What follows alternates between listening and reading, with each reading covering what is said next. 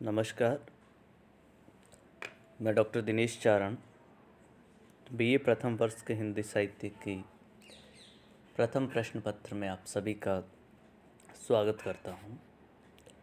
हम प्रथम प्रश्न पत्र के रूप में आधुनिक काव्य सोपान पुस्तक पढ़ रहे हैं और आधुनिक काव्य सोपान के कवि जयशंकर प्रसाद की कविताएं जो हमारे पाठ्यक्रम में शामिल हैं, हम उनको पढ़ेंगे। जयशंकर प्रसाद की कविता वरुणा की कछार हमारे पाठ्यक्रम में शामिल हैं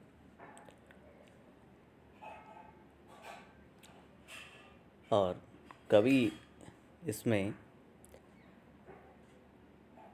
वरुणा नदी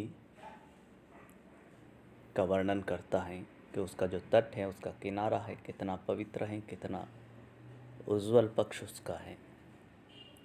जयशंकर प्रसाद छायावाद के प्रमुख कवियों में से एक कवि हैं और प्रकृति का जितना खूबसूरत चित्रण जयशंकर प्रसाद ने किया है, वो छायावाद की एक विशेषता में हमें देखने को प्राप्त होता है। जयशंकर प्रसाद का दर्शन आनंदवाद का दर्शन नहीं, वे शैव मत से, शैव दर्शन से जुड़े हुए हैं। उनकी कविता में ये साफ सा नज़र आता हमें देखने को।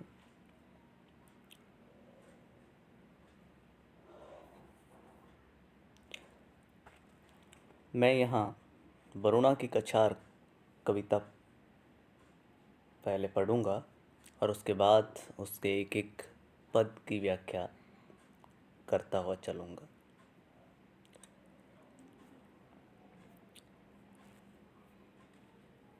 अरि वरुणा की शांत कछार, तपस्वी के विराग की प्यार, सतत व्याकुलता के विश्राम, अरे ऋषियों के कानन कुंज, जगत नश्वरता के लघुत्राण, लता पादप सुमनों के पुंज, तुम्हारी कुटियों में चुपचाप चल रहा था उज्ज्वल व्यापार, स्वर्ग की वसुधा से सुचिसंधि गूंजता था जिससे संसार।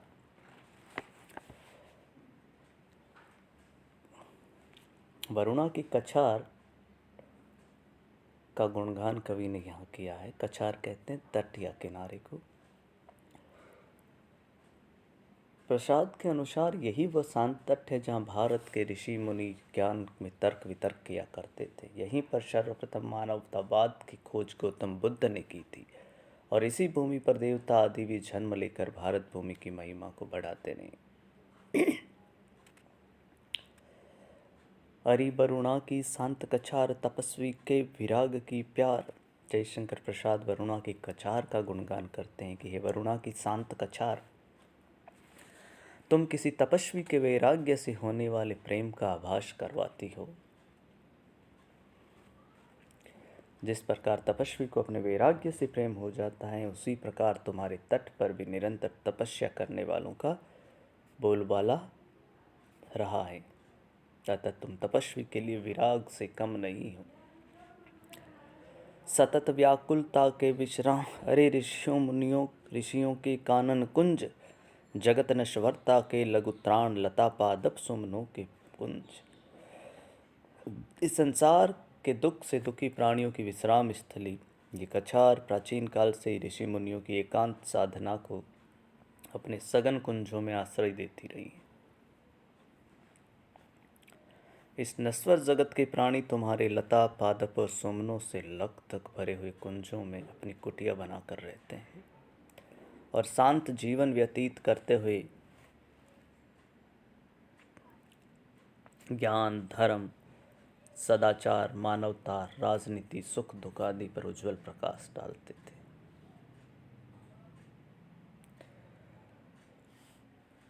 तुम्हारी कुटियों में चुपचाप चल रहा था उज्जवल व्यापार, स्वर्ग की वसुधा से सुचिसंधि गूंजता था जिससे संसार। यही नहीं, यही वह स्थल है जहाँ स्वर्ग के आदर्शवाद और पृथ्वी के यथार्थवाद का सुंदर संगम ऋषि मुनियों तथा सांसारिक प्राणियों की वाणी में गूंजता रहता था और फिर यहाँ से ही मानवीय आदर्श यथार्थ की भावना समझ संसार में फैल सकी, अर्थात इस नश्वर जगत के दुखी प्राणी भी तेरे शगन लता पादप और फूलों के कुंजों में विश्राम पाते रहे, तो जगत को ज्ञान, धर्म, अध्यात्म, मानवता की शिक्षा देने वाले ऋषि मुनियों ने भी यही परिचर्चाएं करके सांस्कृतिक उत्थान का स्वर मुखरित किया। अतः वरुणा की शांत कछार, तुम किसी तपस्वी के वैराग्य से होने वाले प्रेम से कम मूल्यवान नहीं। प्रसाद के मानवतावादी सांस्कृतिक विचारधारा के कवि थे। उनका भारतीय इतिहास एवं संस्कृति के विद्यमान मानवता प्रेम यहाँ प्रकट हुआ है। वरुणा की शांत कछार को सांसारिक मनुष्यों तथा ऋषि मुनियों, आदर्श व यथार्थ, ज्ञान, मानवता का संगम बताकर प्रसाद ने राष्ट्रीय सांस्कृतिक चेतना का आह्वान किया है। उपमा अलंकार और अनुप्रास अलंकार इस पद में हमें देखने को मिलता है।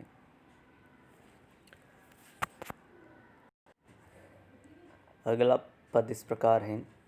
अरे वरुणा की शांत कछार, तपस्वी के विराग की प्यार, तुम्हारी कुंजों में तल्लीन दर्शकों के होते थे वाद, देवताओं के प्रादुर्भाव,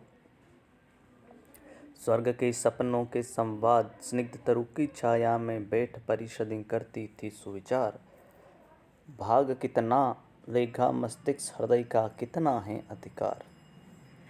वरुणा के उस तट पर ऋषि मुनियों, तपस्वियों के जो वाद विवाद, तर्क वितर्क होते थे, उन सब का वर्णन करता हुआ कवि ये कहता है कि हरि वरुणा की शांत कछार, तपस्वी के विराग की प्यार। हे वरुणा की शांत कछार, तपस्वी के वैराग्य का प्यार, तुम्हारे कुंजों में तल्लीन दर्शकों के होते थे वाद, देवताओं के प्रादुर्भाव, स्वर्ग के स्वप्नों के संवाद। प्रसाद वरुणा की शांत कछार के भारतीय संस्कृति में विद्यमान महत्व को दर्शाते हुए कह रहे हैं कि हे वरुणा की शांत कछार, तुम्हारे अंदर लता पुष्पों से बने हुए सघन कुंजों में तल्लीन होकर दर्शक डूब कर दर्शक आपस में वाद विवाद करते थे। इसी भूमि पर श्री राम, श्री कृष्ण एवं महात्मा बुद्ध जैसे देवताओं का प्रादुर्भाव हुआ और यहीं पर स्वर्ग से भी सुंदर संवाद, परिचर्चाएं चलती रहती थी। प्राचीन काल में इसी मिट्टी में पल बढ़कर बड़े हुए शांत वृक्षों की सघन छाया में बैठकर ऋषि मुनियों तथा राजा महाराजाओं की परिषदें मानव के कल्याण हेतु, सांसारिक दुख के हरण हेतु तथा सुशासन की स्थापना के लिए विचार विमर्श किया करती थी। स्निग्ध तरु की छाया में बैठ परिषदें करती थी सुविचार, भाग कितना लेगा मस्तिष्क, हृदय का कितना है अधिकार। इस हृदयवादी भूमि पर विचार करने के लिए मेरा मस्तिष्क कितना भाग लेगा, क्योंकि यहाँ पर तो हृदय का पूर्ण अधिकार रहा है। अर्थात देवताओं की जन्मदात्री, दर्शकों, ऋषि मुनियों के वाद संवाद और परिषदों के विचार विमर्श से भरी इस पवित्र भूमि पर बुद्धि जितना विचार करेगी उतनी ही कम पड़ जाएगी। ऐसी भूमि के गुणगान के लिए बुद्धि के स्थान पर हृदय की भावनाओं से अधिकार करने की आवश्यकता है। अतः हे वरुणा की शांत कछार, बुद्धि को चमत्कृत कर थकाने वाली, हृदय का अधिकार मानने वाली, तुम किसी तपस्वी के वैराग्य से होने वाले प्रेम से कम नहीं हो। देवताओं, ऋषि मुनियों, राजा महाराजाओं की परिषदों की शरणदात्री वरुणा की शांत कछार का प्रसाद ने बुद्धि के स्थान पर हृदय के द्वारा गुणगान किया है। कुंजों, तल्लीन, प्रादुर्भाव, स्निग्ध, तरु इत्यादि संस्कृत के तत्सम शब्दों का प्रयोग खड़ी बोली हिंदी के साथ कवि ने किया है। आगे कविता इस प्रकार है। हरि वरुणा की शांत कछार, तपस्वी के विराग की प्यार, छोड़कर पार्थिव भोग विभूति प्रेयसी का दुर्लभ प्यार, पिता का वक्ष भरा वात्सल्य, पुत्र का शैशव सुलभ दुलार, दुख का करके सत्य निधान, प्राणियों का करने उद्धार, सुनाने आरण्यक संवाद, तथागत आया तेरे द्वार। जयशंकर प्रसाद मानवतावादी सांस्कृतिक आनंदवाद के प्रतिनिधि रचनाकार हैं। वरुणा की शांत कछार का भारतीय सभ्यता एवं संस्कृति में रहा योगदान प्रसाद ने मुख्यतः इस भूमि की पवित्रता, देवताओं की जन्मदात्री, ऋषि मुनियों की शरणदात्री, तथा गौतम बुद्ध जैसे मानवीय करुणा के प्रतिनिधि पात्र से दिया है। इसी क्रम में कवि ने गौतम बुद्ध के संसार के भोगों का त्याग करने में गुणगान किया है। इस पद्म प्रसाद कह रहे हैं, कैरी बरुणा की शांत कछार, तपस्वी के विराग की प्यार, छोड़कर पार्थिव भोग विभूति प्रेय, श्री का दुर्लभ व प्यार, पिता का वक्ष भरा वात्सल्य, पुत्र का शेषव सुलभ दुलार। प्रसाद कह रहे हैं कि वो इतनी पवित्र हैं, शांति देने वाली शुद्ध हैं कि सांसारिक भोग विलास ऐश्वर्य में लिप्त गौतम ने इस संसार को नश्वर मान तेरी शरण ली।